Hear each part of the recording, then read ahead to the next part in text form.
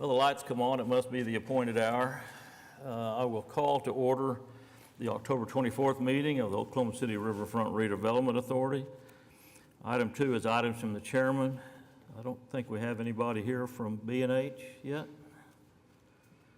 We have a resolution we were going to present today. B&H Construction took it upon themselves to conduct a big cleanup of illegal dumping down on some of our property that abuts their property in Elm Grove Park.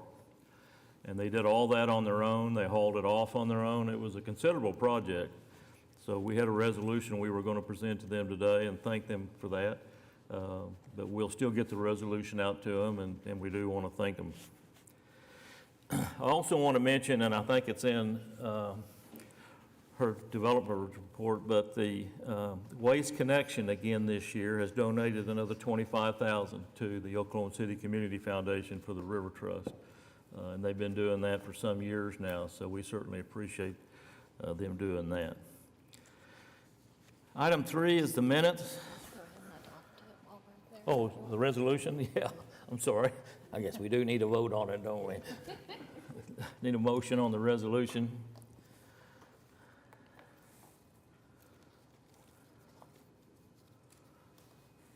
I got the wrong thing up, evidently. Mark me yes. I pulled it up.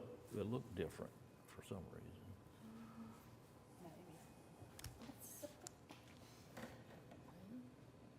Okay, for this one, we'll just vote.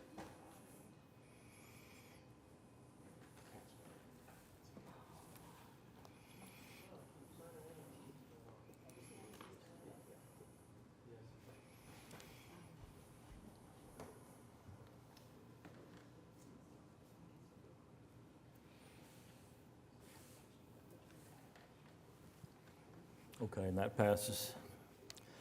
Item 3 is the minutes from August 29th meeting. I need a motion and change or correction.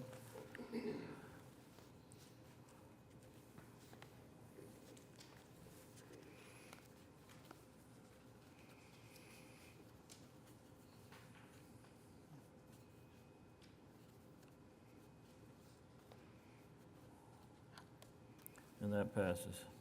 Item 4 is a consent docket. We have an oil and gas revenue report, a river corridor events update, a revocable permit for the Oklahoma City Public Schools River Run 8K on November 4th, and a revocable permit with the River Sport Foundation for the Youth Rowing League Fall Championships and the Holiday River Parade on November 11th. Any questions on any of those? Need a motion?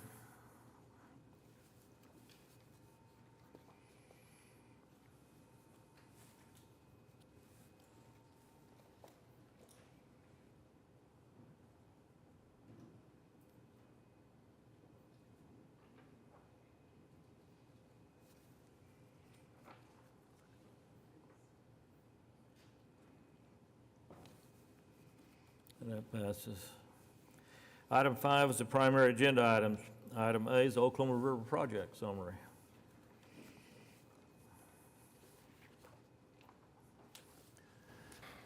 Good afternoon.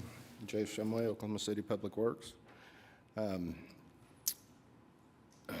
the month of October, we've continued to make skater repairs, making days like today very easy. My phone is quiet. That is a lovely thing, especially at 2 o'clock in the morning. Just kind of making this summary a little short, we have a presentation following to go over some of the winter draining of the Eastern Basin projects that we've been talking about. We were able to, with some funding from Embark, remove approximately 13,000 cubic yards from the maintenance or sediment basin. And our crews had also, David, if you can, next slide. And this is the area there at the sedimentation basin where those spoil piles are currently decanting. The removal of those will take place shortly after the measurements on the pile have been made. Our debris removal crews also missing last month. For the month of August, removed 26 tons of debris out of the river. Also, in September, removed another 17 tons of debris out of the river. Are there any questions on the summary?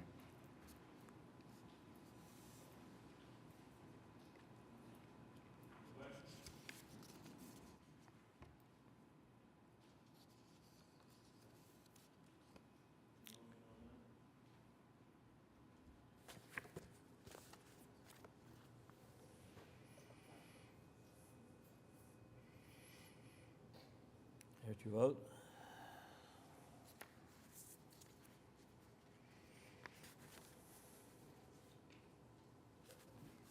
And that passes. Thank you.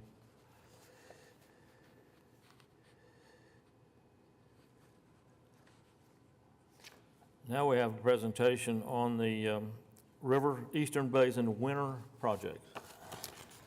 So these are some areas in the Eastern Basin we've identified as needing improvements, maintenance, or upgrades. One of the things that we looked at was dredging. There's some areas you'll notice in the upper left-hand slide.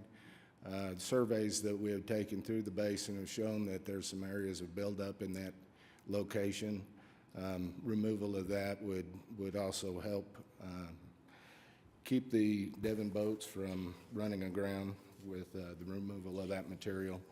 Eventually, the buildup there would continue to impact their service if not removed. We're doing this with our current sediment contract. This is going to allow us approximately about 23,000 cubic yards of removal just on the downstream side of the Brum Dam. Also, we've identified some Canal Zone G improvements. This is near the Regatta Landing, stacked stone wall that has been there. Historically, over the years, multiple repairs have been made to this area, and we're currently working to provide a more solid surface wall in that area, improved similar to other areas in that location to prevent that wall from continuing to collapse. The cost, or the preliminary cost of this project, is about $500,000. So are you going to not do stacked stone anymore? You're going to try to actually pour a wall? Correct. So there'll actually be a retaining wall style built there in lieu of. I know we've had trouble keeping that stacked stone in that area right in there. I don't know what the difference is, but hopefully will cure a lot of that. Yes. When we drain the river, we know that historically it's always interesting what we find. And much like we would see in the canal, we're anticipating considerable amount of debris in the improved, or the Bricktown Landing extension of Canal Zone G. We plan on removing this with our street and drainage division crews. This kind of providing a little bit of a savings doing this activity in-house. Some of the areas that we've also identified, this is actually in front of the Boathouse Row. You can see on the left there's a ramp that historically the Boathouse Foundation has used. We can see some undermining there in that ramp. Also, on the right-hand side, you'll kind of see some of what that shoreline looks like. And so we've identified this area, as well as a few others throughout the basin that are in need of erosion repair or bank stabilization. In this area, it'll be more aesthetics, but we're estimating the cost of that to be about $360,000 for all the areas throughout the basin. One of the things too, and as we've talked previously, is the structural repairs to the Eastern Dam. Through the findings of the report, we have several areas of concrete spalling, damaged access ladders, and the painting of the dams. We'd also like to replace the nibs at the top of the crest gates. That project we're estimating to be about $1.3 million, and currently are filing plans. This is an area where we've talked about the debris barriers, and they're extremely helpful to our maintenance program that does provide us an isolated area for debris collections. The anchoring system used to hold those barriers is, it works, but has a lot of room for improvement. So in these areas, we're looking to drive some sheet piling and place a concrete apron around there to provide a little more stability for the crews that do install those barriers. And that activity will come at the cost of about $30,000. With that, those are, I believe, the bulk of the items in the presentation. Are there any questions regarding any of this? Any questions? Need a motion to accept that? Thank you. Appreciate it. Thank you.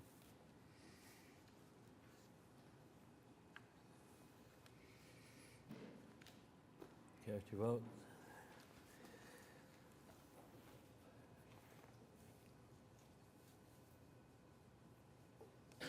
And that passes. Item C is a quarterly Riversport Foundation update. David? Good afternoon, Stephen Ball with Riversport Foundation. Standing in for Mike today, who's actually traveling back from Boston from the head of the Charles with our junior rowing teams that were there this weekend competing. So we've got a presentation of several things to go over. I'll go quickly to leave time for any comments or questions that you might have. So a quick financial update. While contributed support is down year to date to budget and prior year, earned income is actually ahead of budget and prior year, and our total expenses are also down to both budget and prior year. Our total ticketed attendance at Riversport is actually up about 5% to prior year, but down to budget. We primarily pin that on the wet spring and then the straight into the very hot summer, along with some mechanical issues that we had on pumps with particularly the flow rider that was closed most of the year as we were getting those pumps repaired with the manufacturer. So, okay, we hosted the first ever River Bowl Classic. This was the largest African American rowing regatta in history, and that was on August 12th, and Councilwoman Nice was the MC for that event. Very well received. Next slide. The MAPS 4 bridge, you've probably all seen this, but the pedestrian bridge that would be up by the Okana project at the start gate of where the rowing starts. Great for not just pedestrian traffic to go back and forth, but to actually be there to watch the racing from the start point. Gives you a different advantage, different excitement of the race. So. We're also very nervous about the river draining because while it is expected, as Jess had mentioned, to be done by March 15th, we don't know how long it's going to take for the water to actually fill the largest basin there so that we can get our programs back on the water, because we'll be relocating split between the basin that OU practices on and some over at Lake Overholser for our programming to split that up. So it'll be a challenge, but we'll figure it out. We'll get through it. So some special events from that we've had recently is the Flow Tour Nationals. That was on August 26th and 27th. The triathlon, that was a very well-received competition. On September 9th, we had swiftwater rescue training. Fire departments from all over the country here in August, and then the big Stars and Stripes Festival that was on June 24th. We've had several big boat christenings. We have another one coming up on November 11th with Mercy's new fleet that they have provided funding for. We have a nice fleet of both juniors and corporate rowing shells that helps keep Oklahoma City competitive with all the other rowing clubs around the country. So next slide. The Inclusion Fund, we were recently awarded A Most Beautiful Thing Foundation, a $25,000 grant. This was to support increased African-American participation in the sport of rowing, and you can see Arshay Cooper that has been here several times. In fact, there's the mayor there in the bottom right-hand corner with Mike and Arshay. Arshay was the feature of the movie A Most Beautiful Thing, the Chicago rowing team that was featured in that movie. The next slide on new programming, we have a new Riversport Middle School rowing program that has begun, as well as our competitive high-performance whitewater kayaking. That's Janusz Zabraki, just moved here from Poland, is our director of competitive whitewater kayaking, and that is going to be instrumental, particularly going into 2026, where we will be hosting the World Cup for slalom kayak cross racing, which will premiere as an official Olympic game in Paris in 2024. Next slide is some of the music and movies that we've done this summer. That was Navy Day there on the left, and on the right was one of 5 floating films that we did. And these are free for the public. There's no charge to come enjoy this type of entertainment in the Boathouse District, so we encourage the public to come down and participate in these great free events. Next slide. The big Oklahoma Regatta Festival, or the Head of the Oklahoma, we call it, was September 29th through October 1st. We had 51 teams, about a dozen colleges that came and competed in Oklahoma City. Also had the Return of the Blue Party that OCU hosted. And just a shout out to Oklahoma City University men's 8, who beat Alabama University by 0.4 of a second in the championship eight boat race. So that was the big finale, and everyone was cheering and excited for that race. So then we ended the evening with a great fireworks show. Paddlemania was a new event at ORF that was hosted on Sunday, October 1st. It was a great event. It was the first annual Build Your Own Boat competition. And while we only had a few entries, we appreciate particularly OG&E and Loves and the Oklahoma City Chamber of Commerce that really got into it. The Chambers was Duck Norris was the name of their boat. It was a yellow ducky, and they had a great time. They didn't make it down the bottom of the channel because they build these out of cardboard and trash bags and whatever they can find. It's part of the fun and the creativity of the Build Your Own Boat. But we also had an exposition race of kayak cross you see on the top right. That's very similar to what will be hosted in Paris for the first Olympic medal racing games. So these boats launch off this raft into the rapids, and they chase through gates, and they have to do rolls and different maneuvers. And it's not timed; it's by points. So a lot like ski cross or BMX would be. So it's high energy and a great spectator sport. So next slide is some of our international outreach and preparation. This was in preparation for the 25 Sprint World Cup that will be hosted on the river. This is the paddling canoes and kayaks you see there at the bottom. So some of our staff went to the Sprint Worlds this summer and took a lot of photos and got a lot of ideas to improve ours. And then the next slide is the Slalom World Cup, which will be the first time we've ever hosted that here in Oklahoma City. That'll be in 2026. We'll have, international teams from all over the world here competing in the Slalom World Cup. And then Mike recently was in Atlanta, where he had a meeting with the International Canoe Federation and the American Canoe Association and signed an MOU to set the groundwork to continue to grow Oklahoma City as a premier race course competition destination for both flat water and whitewater kayaking. So we're excited about that. It really sets the groundwork to keep Oklahoma City's river sport in the forefront of the race community. but also really capitalizes on the world-class, one-of-a-kind venue that we have here in Oklahoma City.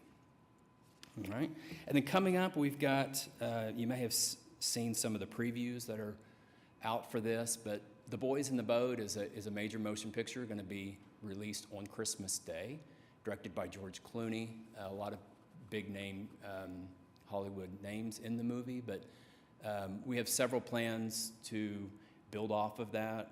We're working on a couple of screenings and the opportunity to also not just bring awareness to the sport of rowing in Oklahoma City, but also use it as an opportunity to raise some funds for the program and get more people into the program. So with that, I will take any comments or questions that you might have. Any questions for Stephen? I'll just reiterate again that was up on the screen, but the holiday parade has been moved to November the 11th this year because of the drainage of the eastern basin. So if you get asked or if you talk to your friends, they know they used to come down or have been coming down to the big holiday. It's going to be a little earlier this year. It's going to be almost like a Thanksgiving parade. But It's one of my favorite events, and since it's earlier this year, it's going to be warmer this year. So that's a good thing. We hope well, so. we hope it is. Yeah, and not too windy. Oklahoma, you never know. Right. Any questions for Steve? Thanks, Steve. Could you keep us updated on the drainage of the basin, in terms of the temporary location? And so if there's any issues with that, keep us updated on that. Yes, So we yes, can we make will. sure the support however we Yes, can. and Parks So, has been very supportive in helping us. Yeah, we got the right navigate. person in charge, Yes, so. yes. Right. And also mention that Holiday River Parade is also free to the public to come down and watch. And we do a big Santa ski show beforehand, and it's very exciting. And this year we're adding the the Youth Regatta Championship racing will start about 2:30 that day, and we'll go into the Holiday River Parade. Anything else? Very good. Thanks, Stephen. All right, thank you. Need a motion to accept that report? Cast your vote.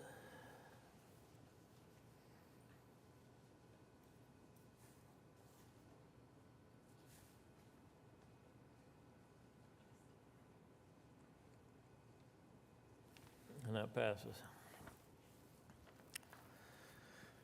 Item D is a resolution ratifying Chairman Marr's submission of a letter of support for the Reconnecting Communities and Neighborhoods Grant for the Horizon District Community Connectivity Planning Study. The timing that this had to be submitted to the Department of Transportation necessitated me going ahead and signing that and sending it off, so you're seeing it afterwards. Hopefully you'll bless it, but it's, the project is, it's gonna, well, I'll just read it real quick. Among other things, it will develop an engineering concept for new roadway and multimodal facilities for Southeast 15th Street to the First American Museum, which is pretty critical right now, trying to figure out how we're going to get people in and out when the resort opens up. So it's the grant would be a great thing if we could get it. So, motion to ratify that.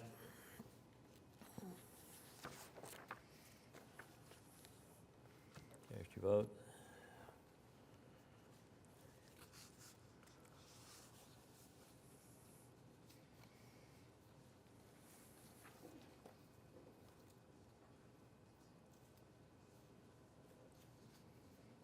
It passes.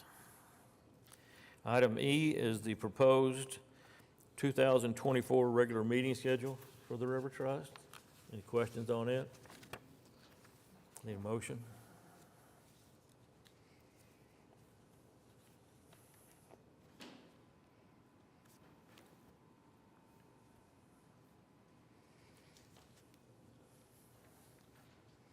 And that passes. Item 5 is the claims docket. Any questions on the claims docket? Motion.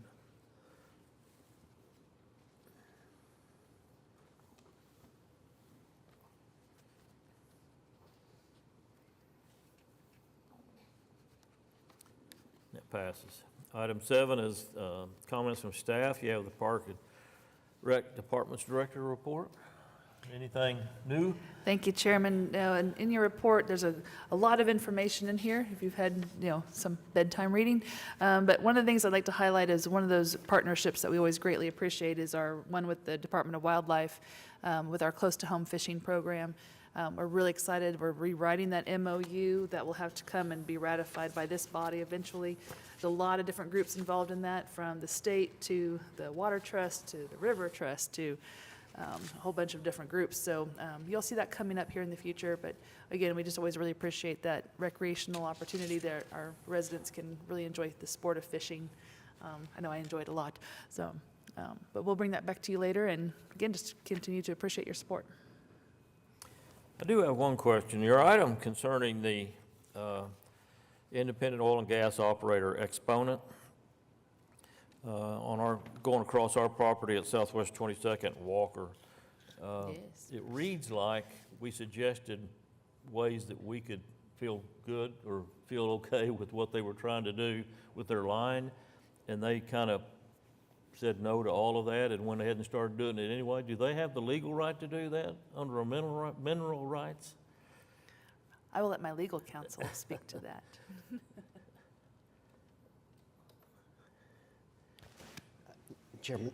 Chairman Mars, we had several conversations with Exponent Energy representatives. They do have the legal right. The mineral rights are severed from the surface estate for that parcel. And there was a plan of unitization approved by the Oklahoma Corporation Commission that allowed them to seek the mineral interest in that area for the mineral estate owner. We've learned that they have numerous oil and gas lines running through that parcel. It's significantly encumbered because it is triangulated by well sites, and it's actually a very profitable field for them, pretty lucrative. So they do have the right. We are seeking assurances from Exponent that we could still install planned surface improvements such as driveways, sidewalks, your customary park improvements. But we did have discussions regarding possible realignments, but weren't really successful in making that happen in a timely manner. So they initiated their installation. I mean, I agree. They have the dominant right to remove their minerals from the ground. Sometimes the Surface Damage Act from the state comes into play, and we may be entitled to compensation for that inconvenience, but they can do that. I guess we ought to feel good that they even showed up at the meetings, huh? Okay. Is it disrupting, that's the parcel that the soccer club has under lease, is that correct? That's correct, yes. So the soccer club is using the lower portion of that property, more the central and west half of the property. This is really affecting the east quarter or east third of the property where they wanted to come through with a water line to serve the wells. So we had asked about realigning it to a different alignment to where it would be less impact and less damage, or in our opinion, damaged for tree removal and that sort of thing. But they were not happy with that idea. So we just agreed to disagree and just try to keep moving forward. So it's not disrupting the soccer fields then, is that correct? That's correct, yes. It's actually outside of the soccer field area. But as we were looking at the property's potential for future development, we were trying to make sure that wasn't encumbered in some way, shape, or form. So that's where we've been asking them to let us know specifically in writing what can we construct on top of these lines so that we can maybe potentially increase or improve the recreational elements of that park. Okay. Any other questions on her report? Motion to accept that?